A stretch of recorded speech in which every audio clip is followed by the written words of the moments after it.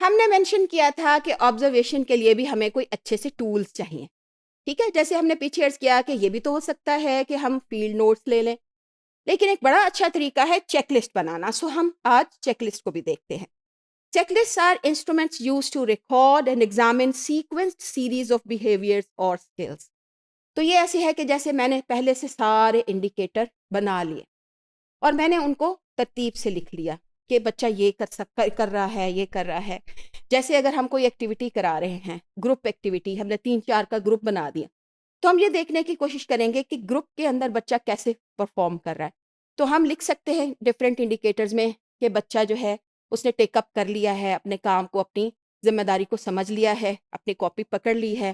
پھر یہ کہ اس نے اس میں اپنے کسی ساتھی سے مشورہ کیا ہے، بات چیت کی ہے کہ کیسے اس کو ریزالو کرے، یا اگر وہ ٹاسک انڈیپینڈنٹ ہے، جیسے ہم نے بات کی گروپ کی، تو ظاہر ہے اس میں کچھ شیئرنگ ہوگی. شیئر کیسے کیا ہے، کیا وہ پھر اپنی انفارمیشن دوسروں کو ٹرانسفارم کر رہا ہے یا ان سے کوئی انفارمیشن لے رہا ہے یا فیڈ بیک لے رہا ہے. پھر کیا جب وہ لکھ لیتا ہے تو دوسروں سے شیئر کرتا ہے یا نہیں کرتا. تو جو چھوٹی چھوٹی چیزیں انڈیکیٹرز ہم سمجھتے ہیں کہ گروپ ایکٹیویٹی میں بچے کو کرنی چاہیے، وہ ساری کی ساری ہم نے پہلے سے انڈیکیٹرز کی شکل میں لکھ لینی ہے. اب اس کے آگے ہم نے ایک ڈفرینٹ کالمز بنانے ہیں. The code B 3، the code B 5، کہ بھائی جیسے always, often, some times, rarely اور نیور، کب کب یہ چیزیں ہوئیں. Then check list are used by teachers determine what skills children have. تو چونکہ ہم وہ ساری اسکلز جوٹ ڈاؤن کر رہے ہیں تو ہمیں وہ پتہ چلتی جائیں گی. Check list are used when a great number of behaviours are to be observe. عموماً ہم ایک آدھی چیز کے لیے چیک لسٹ نہیں بناتے. جب ہمیں پورے بیہیویئر کو سارے کے سارے کو آبزرو کرنا ہو کامولیٹیولی اکٹھا، تو پھر ہم سارے انڈیکیٹرز ایک جگہ دیتے ہیں، وہ پوری ایک چیک لسٹ ہوتی ہے. Check list include a variety of descriptive characteristics. کیا کیا چیزیں ہو رہی ہیں تو وہ سارے کیریکٹرسٹکس ان کے اندر ہوتے ہیں. Check list prove particularly useful in preparing children's progress report.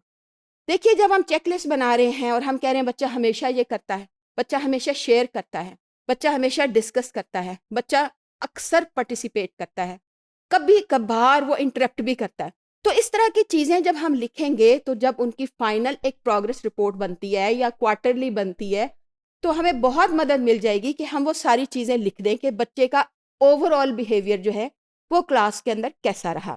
Check list are helpful in providing information to parents regarding their child's progress. اور یہ ساری تفصیل ہم ان کے والدین کو ٹرانسفارم کریں گے تھرو پروگرس رپورٹس، اور ان کو بھی پتہ چل جائے گا کہ ہمارا بچہ کب، کہاں، کیسے پرفارم کرتا رہا ہے. Check list are used to understand child's development and for developing curriculum. اس کے ہمیں بہت سے فائدے ہیں.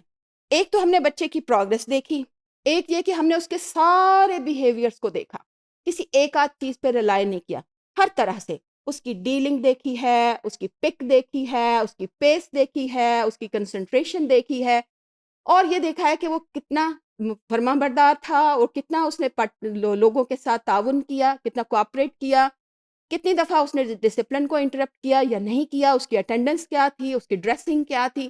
وہ ساری چھوٹی چھوٹی چیزیں جب ہم جوٹ ڈاؤن کر لیتے ہیں تو مجموعی طور پر ہمارے پاس ایک بڑی اچھی ڈیٹیل آ جاتی ہے.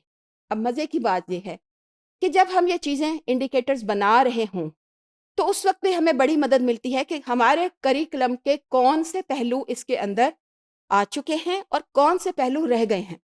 تو پھر ہم بچوں کی پرفارمنس کی روشنی میں کریکولم کو ترتیب دیتے ہیں اور کریکولم کی روشنی میں چیک لسٹ بناتے ہیں، یعنی بیہیویورل ڈسپوزیشنز کے بارے میں بات کرتے ہیں کہ بچے کس طرح کا بیہیویئر جو ہے وہ دکھائیں گے.